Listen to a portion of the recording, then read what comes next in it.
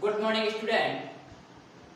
Gayatri school के YouTube channel पर सभी विद्यार्थियों का स्वागत है।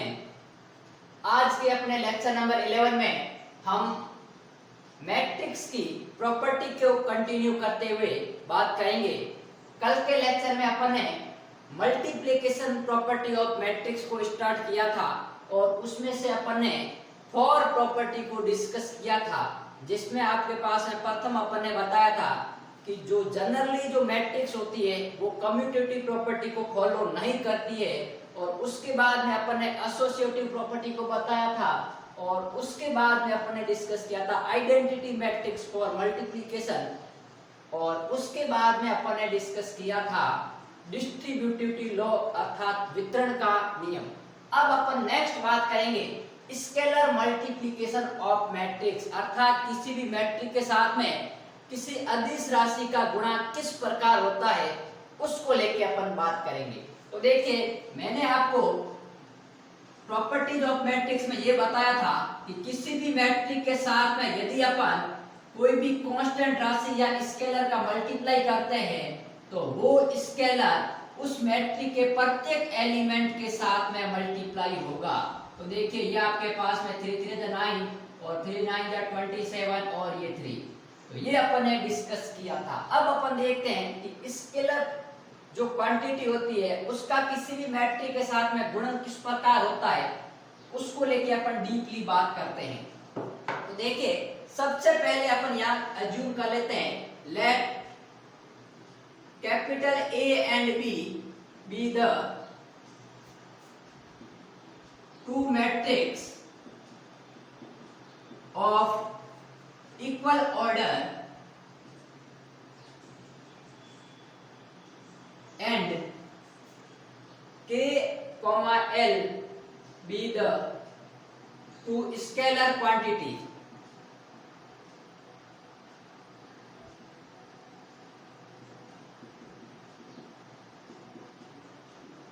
देखिए, अब यहाँ पर देखिए मैंने एक लिखा है दो मैट्रिक्स A और B जो कि इक्वल ऑर्डर की होनी चाहिए, और आपके पास K और L है जो कि कोई स्केलर अर्थात अदिश राशियां है। अब मैंने यहाँ इक्वल ऑर्डर क्यों कहा है ये बात अपन यहाँ समझते हैं। तो इसके लिए जो प्रॉपर्टी होगी उसमें फर्स्ट प्रॉपर्टी आपके पास में है, देखिए कोई भी आपके पास में K स्केलर है और उसका अपन कोई भी दो मैट्रिक्स के एडिशन के ऊपर अप्लाई करते हैं तो वो दोनों मैट्रिक्स के साथ में मल्टीप्लाई का एडिशन होता है, अर्थात K times A plus B होगा, वो K A plus K B को रिप्रेजेंट करेगा। सेकंड प्रॉपर्टी है, अब देखिए मैंने कहा था इक्वल ऑर्डर, तो यहाँ पर यदि इक्वल ऑर्डर नहीं होगा तो A और B का एडिशन पॉसिबल नहीं होगा, इसलिए मैंने इक्वल ऑर्डर लिखा है। सेकंड अपन बात करेंगे कि K और L कोई दो अदिश राशियां है और उसके साथ में मैं कोई मैट्रिक्स का यदि मल्टीप्लाई करता हूं तो वो आपके पास में अदिश, दोनों अदिश उस मैट्रिक्स के साथ में मल्टीप्लाई के एडिशन के बराबर होगा। थर्ड अपन बात करें तो देखिए, यदि किसी मैट्रिक्स को मैं 1 के साथ में मल्टीप्लाई करता हूं तो वापस वही मैट्रिक्स प्राप्त होगी।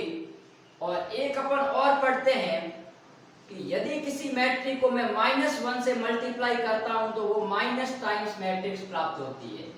और आपके पास में देखिए फिफ्थ मैट्रिक्स, यदि आपके पास में K कोई अदिश है और एक आपके पास में मैट्रिक्स जो कि आपके पास में L के साथ में गुणा दे रखी है तो उसको अपन इस प्रकार भी लिख सकते हैं L into K times of A matrix, या फिर आपके पास में देखिए KL ऑफ A मैट्रिक्स। तो ये इसकी 5 प्रॉपर्टी होती है स्केलर मल्टीप्लिकेशन की।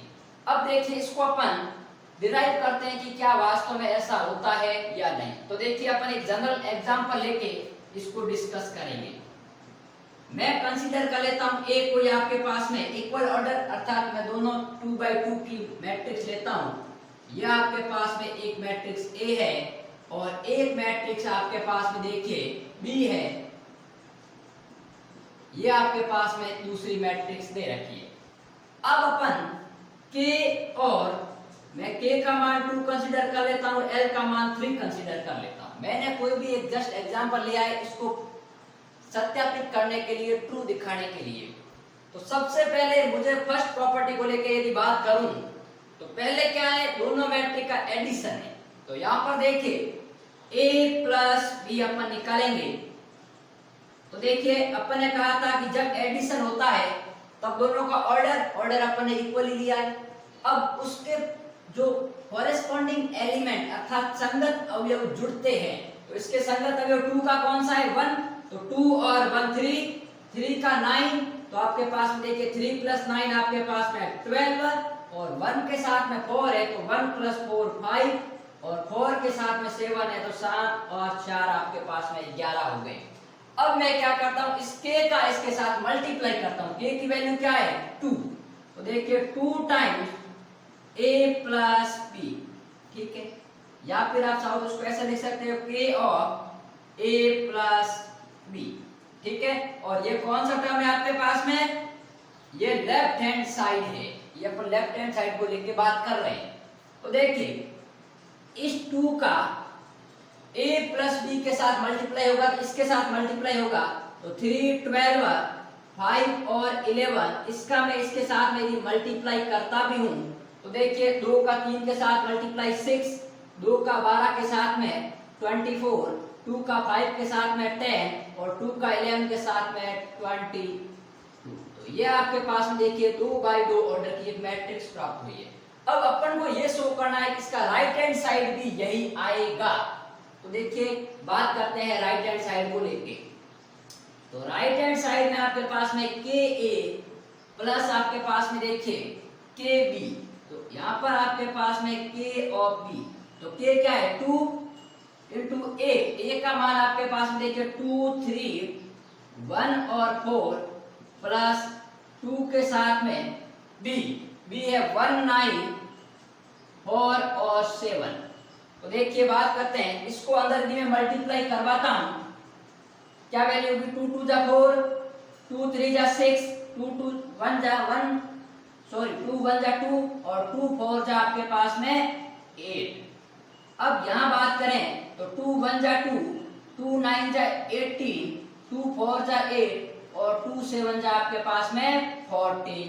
अब दोनों मैट्रिक को अपन एडिशन करवाते हैं तो देखिए 4 के साथ में 2 का 6, 6 के साथ में 18 का 24 और यहाँ पर 2 के साथ में 8 का 10 और 8 के साथ में 14 22, तो ये आ गया आपके पास में 22। अब देखिए लेफ्ट हैंड साइड कौन सी टर्म थी, ये थी लेफ्ट हैंड साइड और राइट हैंड साइड ये है, तो दोनों मैट्रिक्स क्या है इक्वल है। अर्थात अपन कह सकते हैं कि जो k of a plus b है वो आपके पास में k times a plus k times b के बराबर है। तो ये अपन ने फर्स्ट प्रॉपर्टी को प्रूव कर लिया कि ये वास्तव में ऐसा होता है। अब अपन बात करेंगे नेक्स्ट सेकंड प्रॉपर्टी को लेके कि क्या इसका भी आपके पास में सत्यापित है या नहीं। तो देखिए सबसे पहले अपन बात करेंगे क्या लिखा हुआ है k प्लस एल, तो यहां से देखिए मैं यदि k प्लस एल निकालता हूं तो 3 प्लस 2 कितने हो गए 5 हो गए। अब 5 का a के साथ में मल्टीप्लाई, तो देखिए k प्लस एल इंटू ए मैट्रिक्स अर्थात मैं 5 का मल्टीप्लाई करूंगा ए मैट्रिक्स के साथ में 2 3 1 और 4। तो यहाँ पर देखिए 5 का इसके साथ में प्रत्येक अवयव के साथ में मल्टीप्लाई 5 2 जा 10, 5 3 जा 15, 5 1 जा 5 और 5 4 जा 20। ये तो आपके पास में क्या है लेफ्ट हैंड साइड आ गई आपके पास में देखिए, ठीक है। अब अपन क्या करेंगे राइट हैंड साइड, तो देखिए राइट हैंड साइड क्या आएगी के ए प्लस एल के, तो के ए प्लस एल सॉरी यहां पर आपके पास देखिए के नहीं आएगा, इसका इसके साथ में आपके पास में एल ऑफ ए आएगा। तो देखिए ये हो गया एल ऑफ ए। तो अपन क्या करेंगे के का मान क्या है 2 है, तो 2 के साथ में देखिए ए मैट्रिक्स 2 3 1 4 और फिर आपके पास में 3 के साथ में 2 3 1 और 4।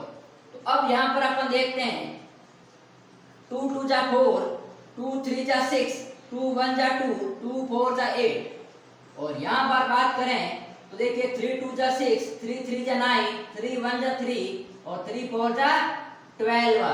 अब मैं इन दोनों का एडिशन करवाऊं तो देखिए आपके पास में एडिशन किस प्रकार होगा। 4 का 6 के साथ में 10, 6 का 9 के साथ में 15, 2 का 3 के साथ में 5 और 8 का 12 के साथ में 20। तो ये है आपके पास में right hand side. Left hand side कहाँ है? ये। तो ये दोनों मैट्रिक्स आपस में क्या है?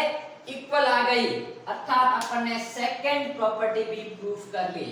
अब एक बार बताओ, इस मैट्रिक्स को मैं 1 से मल्टीप्लाई करवाऊंगा तो 1 प्रत्येक एलिमेंट के साथ मल्टीप्लाई होगा, तो इस मैट्रिक्स में कोई भी प्रकार का परिवर्तन नहीं आएगा।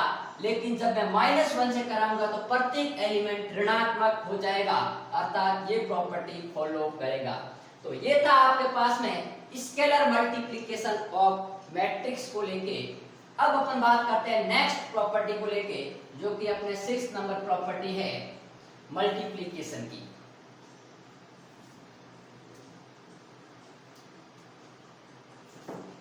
देखिए 6 नंबर अपन बात करेंगे जीरो डिवाइजर,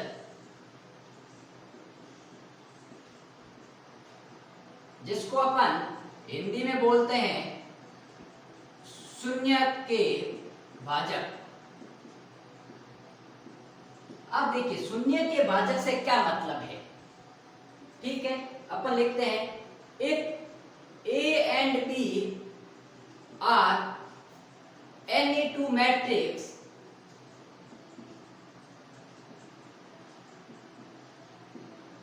एंड, और ये ध्यान रखना Na2 एक बात और लिख लो, नॉन जीरो मैट्रिक्स लिख लो कि वो जीरो मैट्रिक्स नहीं होनी चाहिए, अर्थात अशून्य मैट्रिक्स होनी चाहिए। And A B equal to 0, कि आपके पास में दो अवयव ए और बी इस प्रकार हो कि उन दोनों का गुणन है वो एक शून्य अवयव हो जाए, then A and B are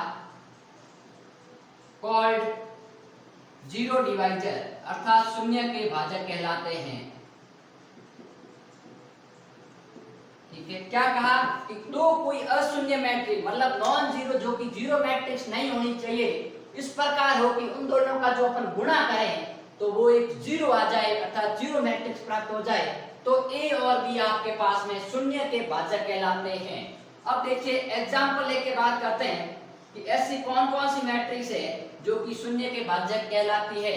तो देखिए मैं कंसीडर करता हूं, एक कोई मैट्रिक्स लेता हूं 1 1 3 और 3, ये मैट्रिक्स मैंने ले लिया कोई ए मैट्रिक्स, एंड मैं बी मैट्रिक्स कोई कंसीडर कर लेता हूं -1 1 1 और -1। ठीक है, अब मैं मल्टीप्लाई करवाता हूं ए का बी के साथ में, तो क्या आएगा 1 1 3 3, इसके साथ में मल्टीप्लाई आएगा देखिए -1 1 1 और -1।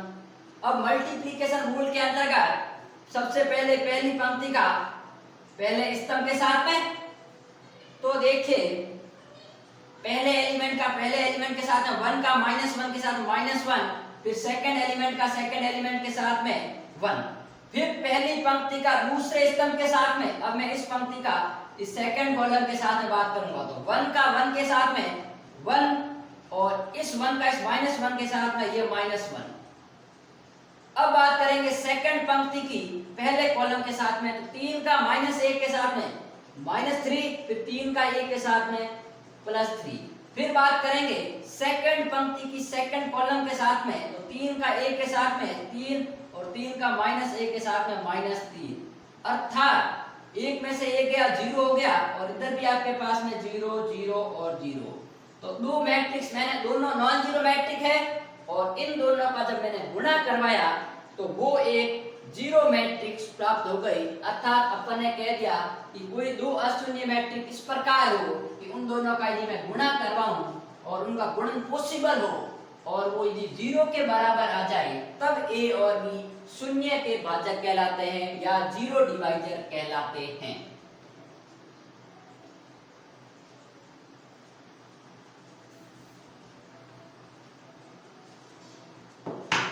अब अपन बात करेंगे नेक्स्ट 7 प्रॉपर्टी, जो कि बहुत ही अच्छी प्रॉपर्टी है,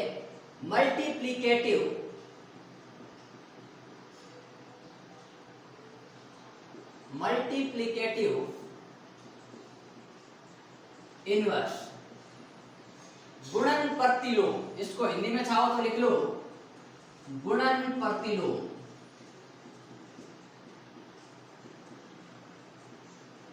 अब बात कीजिए, मैंने जब एडिशन प्रॉपर्टी बताई थी तब भी मैंने कहा था योज्य प्रतिलोम या एडिटिव इनवर्स के बारे में अपन ने बात की थी कि आपके पास में एक कोई मैट्रिक्स ए है, इसके साथ में मैं ऐसी मैट्रिक्स ऐड करूं कि वो हमेशा आपके पास में आइडेंटिटी प्राप्त हो जाए। और जीरो मैट्रिक्स के लिए आइडेंटिटी क्या थी भाई, आपके पास में जीरो मैट्रिक्स ही थी। वो आपके पास में मैंने कहा था कि जब अपन एडिटिव प्रॉपर्टी पढ़ रहे थे तब कहा था कि जो एडिटिव आइडेंटिटी होती है कि एक मैट्रिक्स के साथ में ऐसी मैट्रिक्स जोड़ो कि वही मैट्रिक्स प्राप्त हो जाए। तो कौन सी मैट्रिक्स थी, जीरो मैट्रिक्स। अर्थात इनवर्स के लिए अपन ने ये कहा था कि इस मैट्रिक्स के साथ में ऐसी मैट्रिक्स ऐड की जाए जिससे उसकी आइडेंटिटी प्राप्त हो जाए, अर्थात जीरो मैट्रिक्स प्राप्त हो जाए। तो अपन ने कहा था कि क्या है, माइनस ए है। तो कि माइनस ए था वो ए का योज्य प्रतिलोम या एडिटिव इनवर्स कहलाता था। अब अपन बात करेंगे यहाँ मल्टीप्लाई के लिए कि गुणन के लिए क्या होगा। तो देखिए, एक यहां पर if A and B are two square matrix of equal order and AB equals to I equals to BA, then A and B are called multiplicative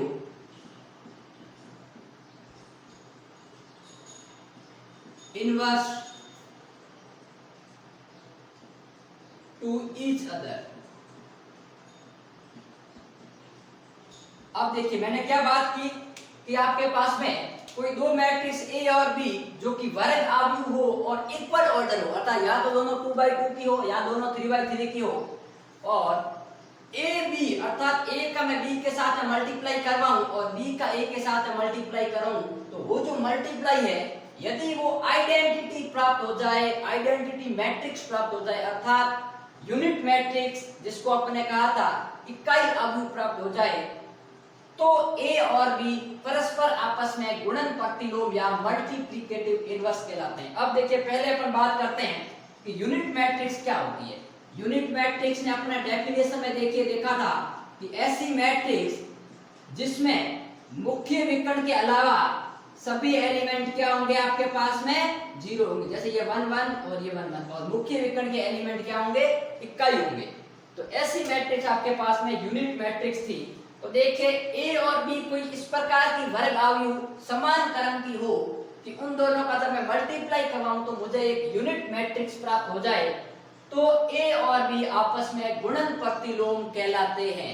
अब बात करते हैं कि ऐसी कौन कौन सी मैट्रिक्स हो सकती है। तो देखिए, अपन एक एग्जांपल लेके बात करेंगे। मैं एक मैट्रिक्स कंसीडर करता हूं ए, जो कि आपके पास में कुछ इस प्रकार है 1 2 2 2 5 4 और आपके पास में 3 7 5 एंड आपके पास में देखिए बी कोई इस प्रकार की मैट्रिक्स है कि आपस में 3 4 2 3 माइनस का 4 2 और यहाँ पर माइनस का 2 1 0 और आपके पास में 1 1 और माइनस का 1, ये आपस में दो मैट्रिक्स है। तो अपन को ये बताना है कि इन दोनों का यदि अपन मल्टीप्लाई करते हैं ए का बी के साथ में तो वो एक यूनिट मैट्रिक्स प्राप्त होगी। तो देखिए, अपन इसका मल्टीप्लाई करते हैं ए का बी के साथ में, अर्थात ए बी आ जाएगा। अब ए बी आ गया तो अब बात करते हैं अपन इसका गुणा कैसे करते हैं।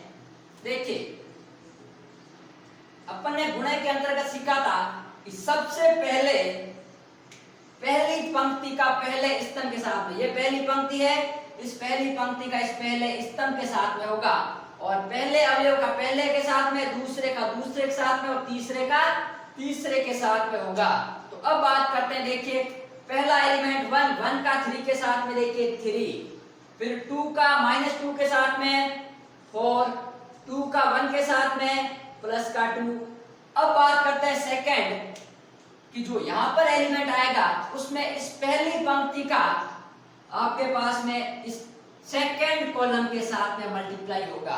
तो बात करते हैं, देखिए पहले स्तंभ जो पंक्ति का पहला एलिमेंट 4 और -1, तो ये हो गया देखिए माइनस का 4, 2 का 1 के साथ में प्लस का 2 और इस 2 का इस +1 के साथ में प्लस का 2। अब थर्ड नंबर बात करेंगे कि पहली पंक्ति का तृतीय स्तंभ के साथ में, तो 1 का 2 के साथ में 2, 2 का 0 के साथ में 0 और 2 का -1 के साथ में माइनस का 2। अब बात करेंगे, फिर अपन बात करेंगे सेकंड पंक्ति का पहले कॉलम के साथ में। तो देखिए 2 का 3 के साथ में 6, फिर 5 का 2 के साथ में माइनस का 10 और फिर 4 का 1 के साथ में प्लस का 4। अब बात करेंगे द्वितीय पंक्ति का द्वितीय स्तंभ के साथ में, तो 2 का -4 के साथ में माइनस का 8, 5 का 1 के साथ में 5 और 4 का 1 के साथ में प्लस का 4। अब बात करेंगे द्वितीय पंक्ति की तृतीय स्तंभ के साथ में, तो पहले 2 का इस 2 के साथ में 4, फिर 5 का 0 के साथ में 0 और फिर 4 का -1 के साथ में माइनस का 4।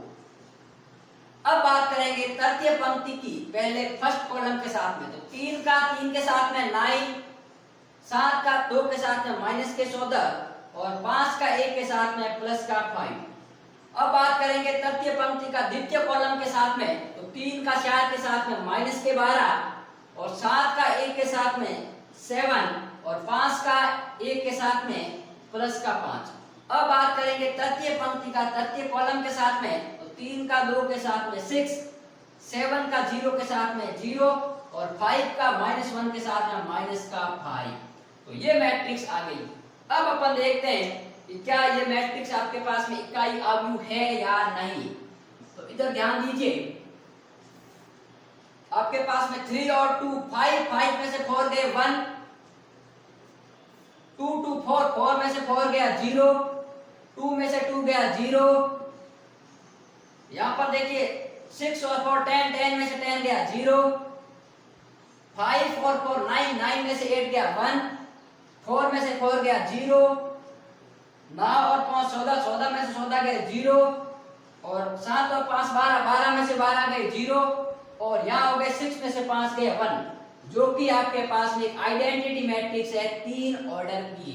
तो अपन ने ये कह दिया कि ऐसी कोई भी दो स्क्वायर मैट्रिक्स इक्वल ऑर्डर की कि उन दोनों का गुणा यदि एक यूनिट मैट्रिक्स प्राप्त हो जाए तो अपन कहेंगे कि ए और बी आपस में या परस्पर गुणन प्रतिलोम या मल्टीप्लिकेटिव इनवर्स कहलाते हैं।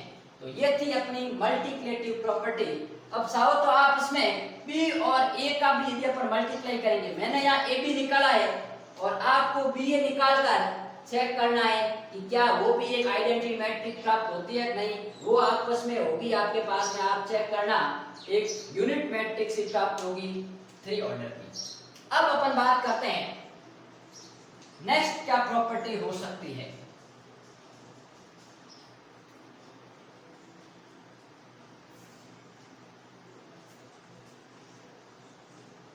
देखिए अपना जो एक टॉपिक है जिसको अपन मान सकते हैं 8 प्रॉपर्टी, वो कह रहा है positive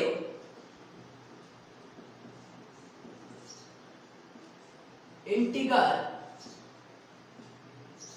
power of square matrix.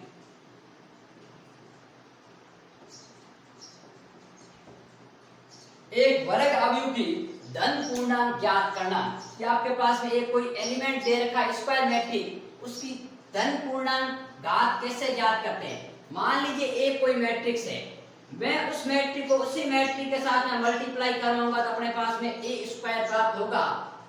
अब मैं ए स्क्वायर को ए के साथ में मल्टीप्लाई करवाऊंगा तो ए क्यूब प्राप्त होगा। इसी प्रकार अपन कहते हैं कि ए क्यूब का ए के साथ में करवाएंगे तो ए की पावर 4 होगा और सो और अपन कह सकते हैं कि जो इन जनरल आपके पास में जो a की पावर n-1 इंटू ए करवाएंगे तो वो एक की पावर n आएगा, जहां n आपके पास में क्या है, पॉजिटिव इंटीजर है। अब बात करते हैं, यहाँ पर देखिए a क्यूब को मैंने a से करवाया तो a4 आया। अब आप ऐसा नहीं करोगे कि यहाँ पर यदि अपन a स्क्वायर को यदि मैं a स्क्वायर से करवाता हूँ तो वो भी आपके पास में a4 आया, वो आपके पास में प्रत्येक केस में पॉसिबल नहीं है। तो आपके पास में अपन ऐसा नहीं कर सकते। तो कभी भी मैट्रिक्स की अपन पावर निकालनी है तो हमेशा आपके पास में उस मैट्रिक्स को दो पावर निकालनी, उसी मैट्रिक के साथ मल्टीप्लाई करेंगे। 3 निकालना तो पहले आपके पास स्क्वायर करेंगे, फिर स्क्वायर का वापस उसी मैट्रिक के साथ में करेंगे, एक क्यूब आएगा। तो ये था आपके पास में प्रॉपर्टीज ऑफ मैट्रिक्स को लेके टॉपिक। अब देखिए इस टॉपिक के साथ में अपने जो मैट्रिक्स चैप्टर है 12th क्लास का, उसकी थ्योरी मैंने कंप्लीटली आपको बता दी है और आपके पास में एक भी ऐसा टॉपिक नहीं रखा है मैट्रिक्स का जिसकी मैंने थ्योरी कंसीडर नहीं की है। तो अब अपन नेक्स्ट लेक्चर में इस चैप्टर के किस प्रकार के न्यूमेरिकल क्वेश्चन बनते हैं उसको लेके बात करेंगे।